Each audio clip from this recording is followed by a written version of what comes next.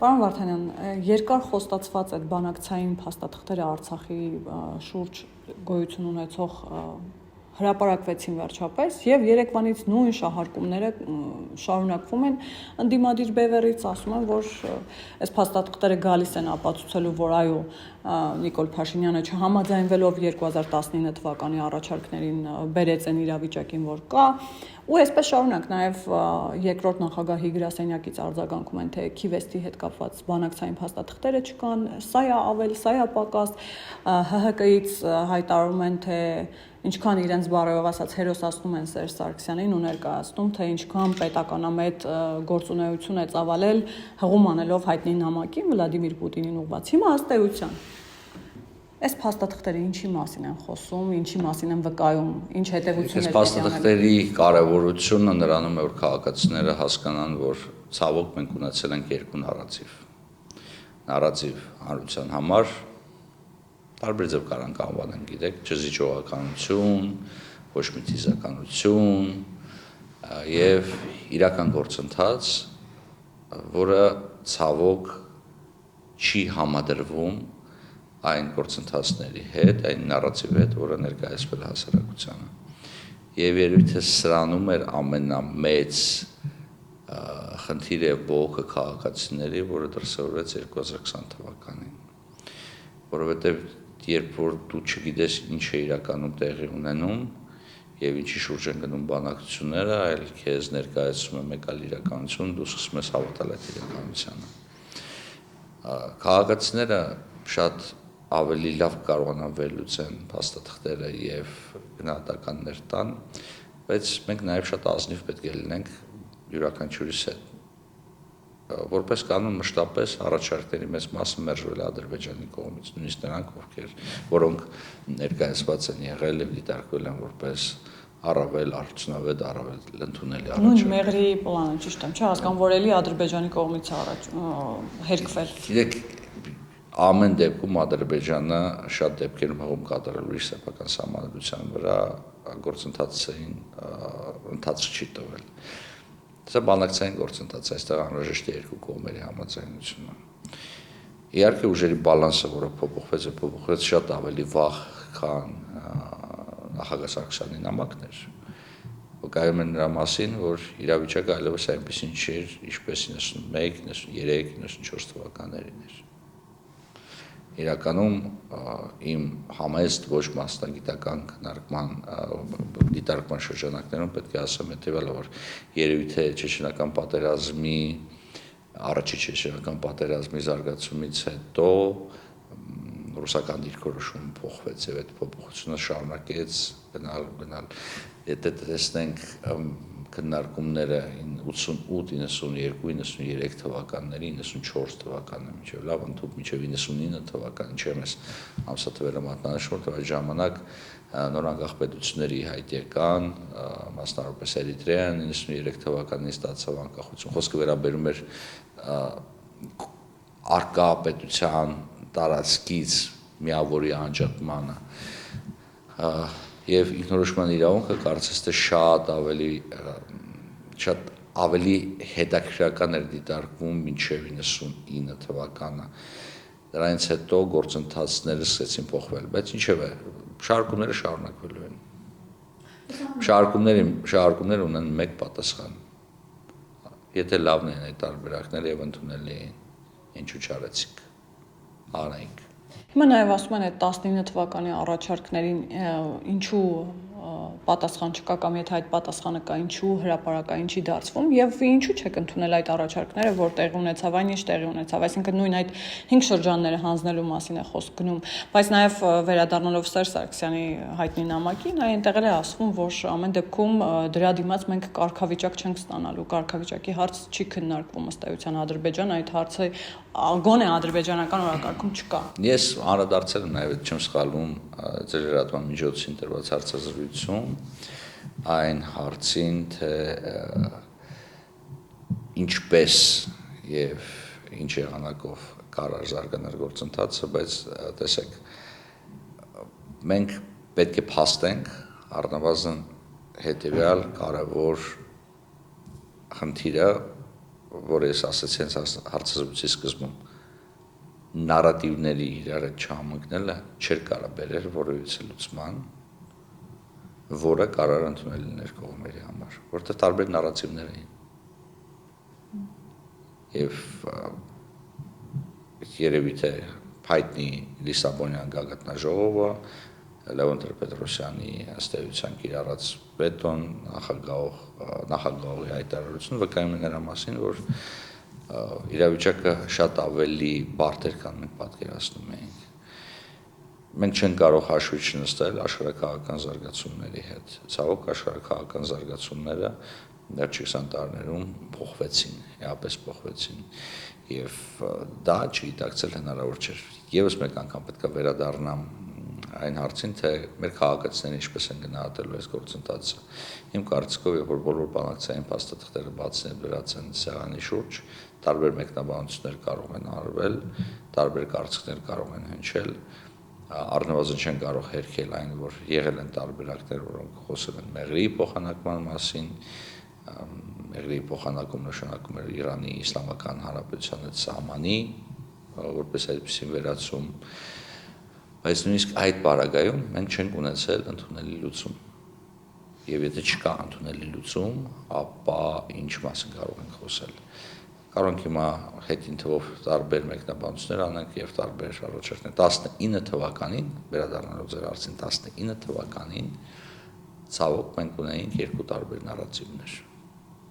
Եվ այդ նարատիվները թույլ չէին տալու ունենալ լուծումներ, որոնք ընդունելի կլինեին բոլորի համար։ Շեմերը զիջման եւ համաձայնության գալու շատ տարբեր էին։ Հարային քննարկման դաշտը եւ բանակցային գործընթացը տարբեր էին։ Տարածաշրջանում այլ պետությունների ներգրավման վերաբերյալ իրավիճակը տարբեր էր։ Իրավիճակը էր փոխվել եւ փոխվել է ոչ թե 19 թվականին, ոչ թե 16 թվականին, փոխվել է շատ ավելի վաղ։ Պատերազմը անխուսափելի էր, պարոն Վարդանյան, ես չեմ հասկանում ամեն դեպքում։ Անկամ այդ շրջանները հանձնելու պարագայում։ Գիտեք, սա անշնորհակալ մեկնաբանություն կլինի, որովհետև պատմություն չի սիրում եթե հարց։ Կար լարում, կար։ Լարումը մշտական էր, այո մշտական էր։ Կար էսկալացիայի վտանգ։ Ամենավարկյան։ Ես նույնիսկ ձեր թույլտվությամբ կվերադառնամ իմ sense ասում եմ երիտասարդության տարիներ 94, 95, 96 թվականին։ Մենք ամեն օր սպասում էինք, որ ինչ-որ բան սկսվելու է նորից։ Մենք ամեն օր սպասում էինք, այսինքն ռազմական գործողությունների վերսկսման վտանգը ինքը մշտապես եղել է, առնվազն հոգեբանական մակարդակով ինքը միշտ եղել է։ Դե օրինակ Ռոբերտ Քոչարյանն ասում էր իր կառավարման տարիները ամենախաղաղն են եղել, պատերազմի վտանգ չի եղել, այդ ռիսկը անգամ չի եղել, բանակցությունները գնացել են ամեն ինչ իր հունով ու այսպես շարունակ։ Գիտեք, ես կարող եմ ասեմ օրինակ, որ այսօր իմ շնորհիվ շատ լավ եղանակ է, բայց եղանակը իմ շնորհիվ չէ։ Եղանակը իրոք լավն է։ Ես ունեմ այդտեղ դերակատարություն տեսականորեն, գուցե ինձ է թվում, որ եղանակը լավն է, բայց աշխարհաքաղաքական գործընթացների այդ ժամանակահատվածում խոսքը վերաբերում է 98-2008 թվերի մասին, պետք է փոխկապակցել Ադրբեջանում տեղի ունեցած գործընթացների հետ։ Հեյդար Ալիևի, Իլհամ Ալիևի նախագահություն, Ադրբեջանի կողմից նավթային կոնտրակտների կնքում, ներգրավում տարատեսակ միջազգային կազմակերպությունների քննարկումների մեջ մենք դիվանագիտություններ մեր հիշենք, էլի մեր հիշում եմ մեր այն ժամանակվա, բոլոր ժամանակները, էլի խնդիրը հետևյալն էր, թույլ չտալ, որպեսզի քննարկումը դուրս գա Մինսկի խմբի նախագահների շրջանակներից եւ տեղափոխվի որևիցե այլ հարթակ։ Մենք սրա դեմ պայքարում էինք եւ ասում էինք, որ միակ մարմինը, որը լիազորված այս հարցը որոշում կայացնի, դա Մինսկի խմբի համանախագահությունն է։ Այսինքն վերադառնալով ձեր կողմից բարձրացված հարցին, մենք պետք է ասենք, որ 2008 թվականը մինչև Ադրբեջանը, այլ Ադրբեջան էր համադրածային Ադրբեջանի հետ, որ մենք ունեցանք 2016-ին։ Ադրբեջանը շատ ավելի մեծ հաջողությունների էր հասել, այդ թվում դիվանագիտական դաշտում։ Կներեք 2003 թվականից 2003 թվականին, եթե չեմ կներեք, չէ, 2001 թվականին մենք անդամակցեցինք Եվրոպայի խորհրդին, մենք դարձանք մի այդ մասնակից, այդ թվականներին դեռ չկար որևիցե մի այդ վճիռ, այնուհետև մենք ստացանք Չիրագովի վճիռը, որտեղ մենք ունեցանք ըստ էության հարցադրումներ, որոնք խնդրահարույց էին, թե իրավական, թե քաղաքական տեսանկյունից։ Այո, այս ժամանակահատվածը հարաբերականորեն կարելի է դիտարկել որպես ժամանակահատված, որտեղ գուցե լայնածավալ ռազմական գործողությունների մասին խոսել ավելորդ էր, որտեղ հապկայել դերակատարություն ուներ, Ադրբեջանը դեռևս չուներ այն բոլոր կապերը, որոնք հաստատեց Թուրքիան, այլ Թուրքիա էր եւ այդ դերակատարությունը չուներ Ռուսաստանի Դաշնության դիրքորոշումը փոքր այլ էր եւ այս ամենը կարելի է համադրել եւ ասել որ իրավիճակը այսպիսին էր կամ այնպիսին է։ Ես գիտեք մեղադրական որպես չեմ ասում այս ամենը, պարզապես ասում եմ որ այո իրավիճակը այսպիսին էր եւ բանակցային գործընթաց կար, բանակցային գործընթացը կար նաեւ մի շարք պարզ պատճառով 1998 թվականից մինչև 2008 թվականը համանախագահ երկրների միջև չկար աշխարհաքաղաքական հակամարտություն։ Այդ հակամարտությունը ծավալվեց երևի առաջ անգամ շատ խորքային Կոսովոյում տեղի ունեցած զարգացումներով 99 թվականին, այնուհետև այդ հակամարտությունը ավելի խորացավ նկարեք 99 թվական Կոսովոյի Հարավսլավիա հետ կապված 2004 թվականին ավելի խորացավ կրկին այդ Բալկանյան զարգացումների լույսի ներքո 2008-ին ռուս-վրացական պատերազմից հետո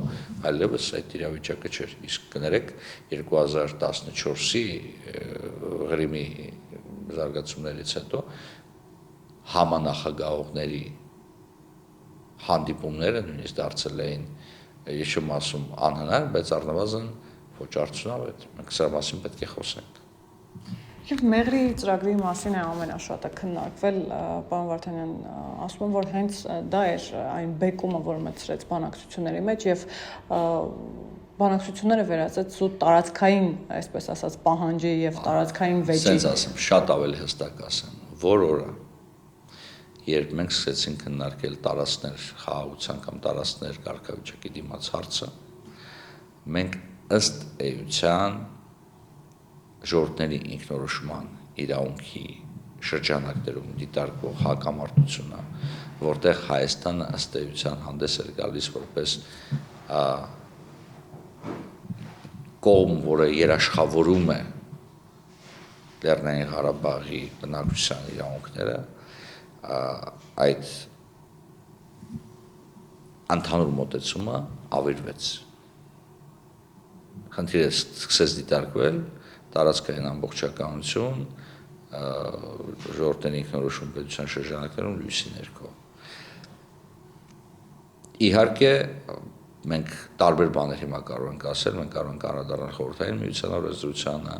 խորհրդային միության կազմից դուրս գալու հետ կապված օրենսդրությանը, բայց աշխարհը այլ ընկալում էր դրել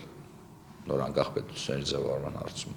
Ես մի քանի անգամներ անդրադարձել եմ այսպես կոչված Բաթինդերի հանձնաժողովի դիրքորոշման, որտեղ ինչ արեց Բաթինդերը։ Բաթինդերի հանձնաժողովը, որը ըստ էության փորձում էր հասկանալ, թե ինչպիսի պետություններ պետք է ձևավորեն նախկին Հարավսլավիայի տարածքում, ընդունեց մի սկզբունք, որը այնուհետև ամրագրվեց նաև Ալմաթայի արչակագրում։ Այս սկզբունքը կոչվում էր uti positedis iuris, այսինքն ով ինչին տիրապետել է իրավականորեն, դրան էլ շարունակում է տիրապետել։ Այսինքն կայսրության փլուզման շրջանակներում կայսրության մաս կազմած միավորները դառնում են անկախ պետություններ վարչական սահմանների շրջանակներում։ Սա մոտեցումներ, որը կիրառվեց եւ Հարավսլավիայում, սա մոտեցումներ, որը կիրառվեց եւ Չեխիայի եւ Սլովակիայի բաժանման դեպքում, սա մոտեցումներ, որը կիրառվեց նույնիսկ Կոսովոյի պարագայում, որտեղ վարչական սահմաններում ըստ էության այդ քննարկումը ծավալվեց։ Մենք այս ամբողջ գործընթացների մեջից մենք չէինք կարող դուրս գնալ, մենք չէինք կարող ասել մեր խնդիրը այլ էր։ Եվ հետո հակամարտությունները շատացան, եթե մինչև Կոսովոն մենք չունենք այդքան հակամարտություն, մենք ունենք խորհրդային միության փլուզումից հետո սառեցված 2-3 հակամարտություն, հակամարտությունների թիվը սկսեց շատանալ, շատ ավելի թեժացավ եւ պետությունները շատ ավելի մեծ ուշադրություն սկսեցին դարձնել տարածքային ամբողջականության սկզբունքի պահպանմանը։ Պարոն Վարդանյան, քիչ չեն այս օրերին նաև խոսակցությունները եւ շահարկումները, օրինակ ՀՀԿ-ից էլ, եթե չեմ սխալվում, այդ մասին Շարմազանովը հայտարարեց, որ Արցախյան հարցը դեռևս փակված չէ, Արցախի հարցը փակված չէ, գիտեք, պարբերաբար են դա այսպես մեջբերում։ Մյուս կողմից մենք գիտենք, որ ձեր իշխանությունը գնում է Ադրբեջանի հետ խաղաղության, անգամ հայտարարում եք, որ արդեն խաղաղություն է։ Ինչ է կարծում, իսկապես Արցախի հարցը փակված չէ, եւ եթե այո, ապա այդ դրամաբանության մեջ ինչպես ենք շարժվում այդ խաղաղության ճանապարհով։ Գիտեք, կարելի է անընդհատ ասել, որ փակված չէ իսկ այն հարցը, բայց սա կլինի քաղաքական դատողություն։ Իրականության մեջ մենք ունենք այն ինչ որ ունենք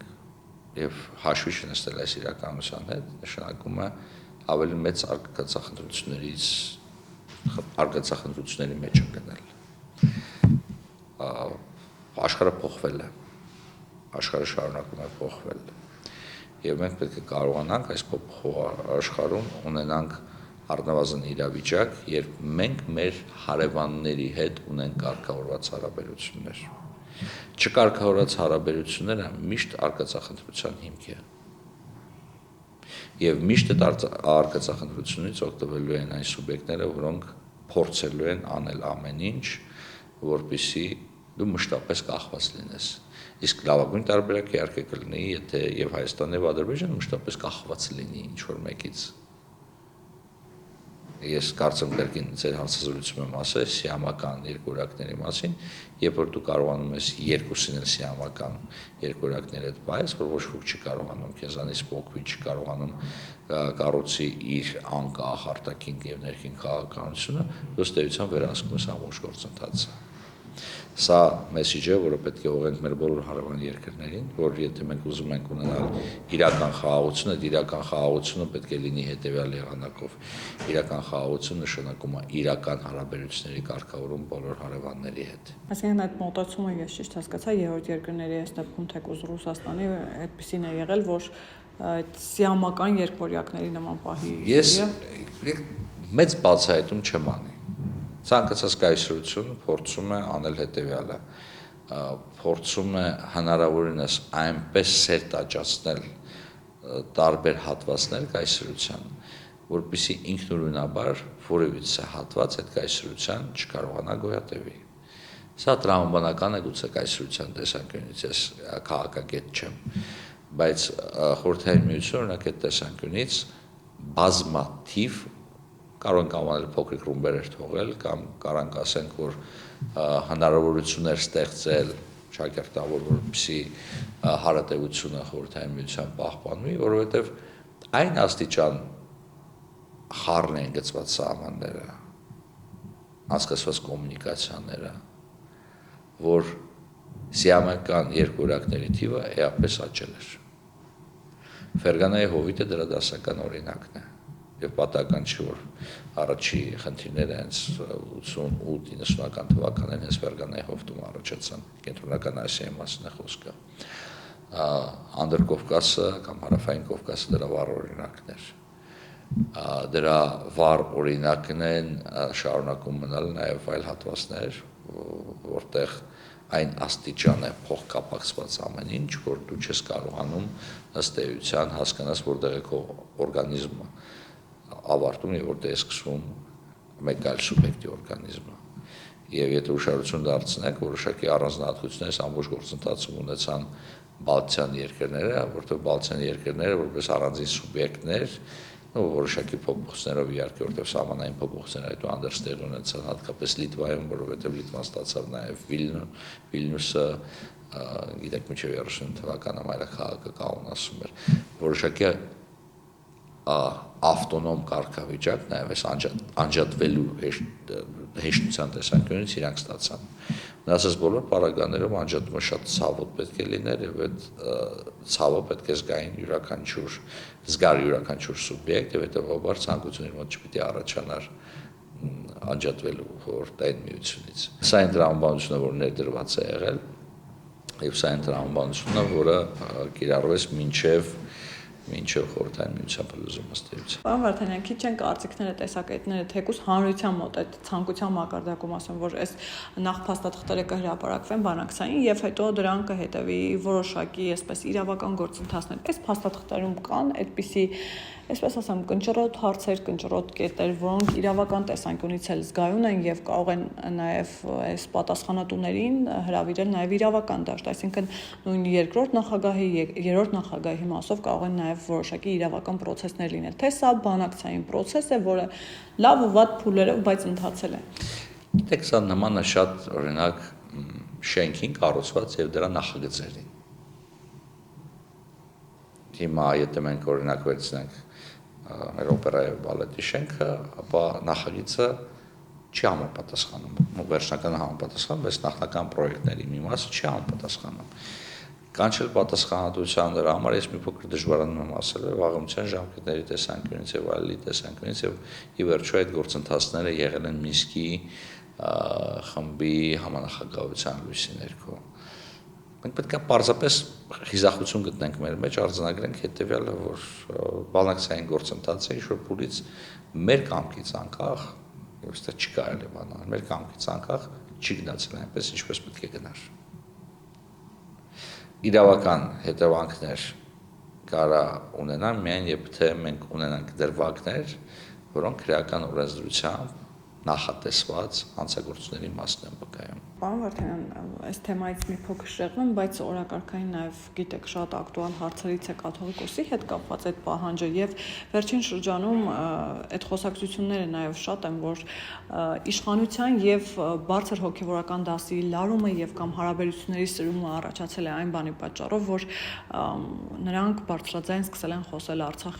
արցախցիների վերադարձի, Արցախի խնդրի մասին եւ այսպես շարունակ գիտեք կաթողիկոսը Շվեյցարիայում տարբեր միջոցառումների էր մասնակցում, որտեղ կրկին արցախցիների վերադարձի մասին էին խոսում։ Ինչ եք կարծում, իսկապես լարումը նախ լարում կա թե չէ եւ լարման պատճառը դա է, եւ ինչպես եք պատկերացնում նաեւ գործընթացի հանգուցալուծումը, որովհետեւ տեսնում եք մի կողմից Գարեգին բն է, որ չի պատրաստվում հեռանալ անգամ, երբ որ ներսից արդեն այդ պահանջը կա եպիսկոպոսների տեսքով եւ նրանց հայտարարության տեսքով, մյուս կողմից վարչապետը, որ ամեն շաբաթյա մակարդակում գնում է պատարակների, որտեղ էլի կաթողիկոսի անունը զեղչվում է, չի հնչում, ու այսպես շարունակ, ինչքան կարող է սա տևել այս գործընթացը։ Գիտեք, նախ առաջին արձանագրենք, որ չկա եւ չի կարող լինել հակամարտություն պետության եւ եկեղեցու միջեւ։ Մեկ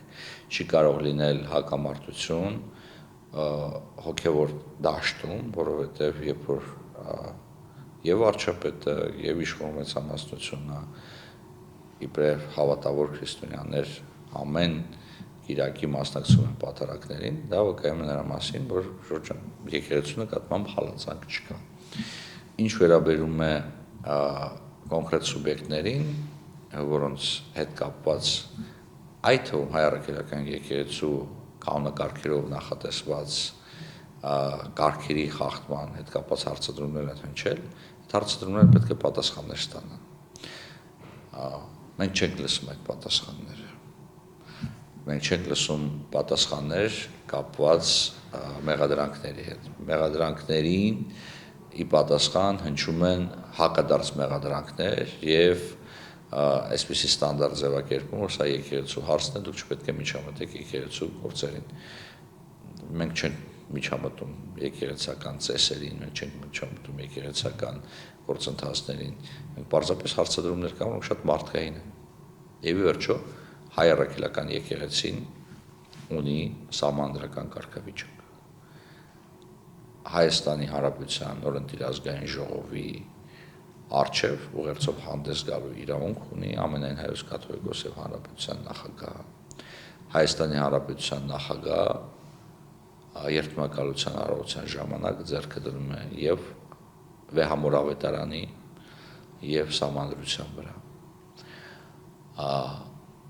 Եկեղեցի պետություն հարաբերությունները կարգավորված են օրենքով։ Սա որից եղանակով չի խոչընդոտում եկեղեցու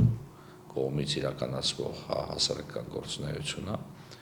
բայց սրա հետ զուգահեռ եկեղեցին պետք է հասկանա, որ այսպիսի կարգավիճակը անգլերեն ասած is not given for granted, այսինքն պարզապես գեղեցիկ աչքերի համար չի տրվում։ Այն տրված է հայ առաքելական եկեղեցուն, որովհետև հայ առաքելական եկեղեցին մշտապես եղել է, կա եւ շարունակելու է մնալ մեր հոգեվոր կյանքի կենտրոնը, մեր ինքնության բաղադրատարը, բայց այն թե այդ եկեղեցին պետք է ունենա այնպիսի բարձրաստիճան սպասավորներ, որոնք պետք է համապատասխանեն այն չափանիշներին, որոնք հենց եկեղեցին է սահմանել եւ ի տարբերություն Հայաստանի Հանրապետության, որի ընդամենը 30 տարեկան է, սահմանել է դա առավել քան 1700 տարի, իսկ թվում է քաղաքացիները, այդ թվում վարչապետը, այդ թվում սովորական անձը, որևիցե քաղաքական հայտ չունի, հարցադրումներ հնչեցնելու իրավունք ունի եւ հարցադրումները պետք է պատասխան ստանան։ Ես չեմ լսել պատասխանները։ Իսկ այդ սրված հարաբերությունները ամեն դեպքում կապ ունի նրա հետ, որ օրինակ եկեղեցու բարձրաստիճան հոգևորականները, այդ թվում նաև Գարեգին մտահոգություն են ունեցել նույն Արցախի հարցի հետ կապված, պատերազմներ դրա պատճառը, ասում են արցախցիների վերադարձն է իրենց շատ մտահոգել եւ Արցախի մասին խոսելը։ Տեսեք, շատ հստակ հարցադրում է արվել Գարեգին երկրորդին։ Այդ հարցադրման պատասխանը տրված չէ։ Տարբեր տեսակի ասեկոսներ հիմա կարան բերեն։ Ես շատ լավ գիտեմ այն ցանկացած անձ, որը կատարում է ինչ-որ ոչ արար, փորձում է դրա մեջ ինչ-որ քաղաքական հետևանք։ Այ քաղաքական հետևանքները, քաղաքական հետապնդում շատ հստակ ընդ որում ոչ պետական, այլ բարոյական հարցադրում է տրված։ Եվ հարցադրման պատասխանը չկա։ Եվ հարցադրման պատասխան բացակայությունը հանգեցնում է այս լարմանը, որը արդեն լարում չէ սոսկ կառավարության կամ իշխող մեծամասնության եւ եկեղեցականների միջև։ Սա հասարակական պահանջ է։ Այդ հասարակական պահանջը պետք է ստանա իր պատասխանը։ Ընդ որում, այդ պատասխանը պետք է լինի հայ առաքելական եկեղեցու բնորոշ ազնվության եւ անկեղծության շրջանակներում։ Եվ մարդիկ պետք է պատասխանատվություն վերցնեն իրենց վրա, որովհետև ի վերջո հոգևորականը լինելով մեր համար շատ առումով բարոյական եւ հոգևոր, ինչ ասեմ, ուղեցույց պետք է ինքը համապատասխանի այդ չափանիշներին։ Այսինքն հետ քայլ երկու կողմից էլ չի լինելու, ես ճիշտ եմ հասկանում, պիտի Գարեգին կա այդքան կամք դրսևորի եւ հրաժարվի կաթողիկոսական աթոռից կամ ինչպես իրենք հակառակն են պահանջում, պիտի հրաժարվի։ Ետ քայլի մասին կարելի է խոսել, եթե լիներ հակամարտություն պետություն եւ եկեղեցու միջեւ, չկա հակամարտություն պետություն եւ եկեղեցու միջեւ, կոնկրետ հարցադրում, կոնկրետ անձանց ուղղված։ Եկեղեցուն հարցադրումները ուղղված չեն։ Եվ դրա համար հետ նահանջ մասին չպետք է խոսանք։ Ինձ մի անգամ ասեցին դուք ինչ եք անում հանգուցալուծման համար, ասեցի աղոթում եմ եւ ասեցին իսկ աղոթով հարց կլուծվի, ասի դե հավատավոր աղոթքին չի հավատում, ապա ինչ մասն ենք խոսում։ Չգնալու տարբերակ ամեն դեպքում ես ճիշտ եմ հասկանում Գարեգին չունի, որովհետեւ խոսակցություններ կան, որ իրավիճակը կարող է ձգձգվել մինչեւ 2026 թվական եւ ընտրությունների արդյունքներով նոր կհասկանա թողնել կաթողիկոսական աթոռը թե ոչ։ Այսինքն սա որոշակի նաեւ քաղաքական ենթատեքստ է։ Չէ, քաղաքական ենթատեքստ ունի, պարզ է։ Բայց ել եմ ասում, սովորական քաղաքացու հավատավորի տեսանկյունից կապ չունի ընտրությունները։ Կապ չունեն ընտրությունները, կապ ունի թե հարցադրման պատասխանները երբ են տրվելու։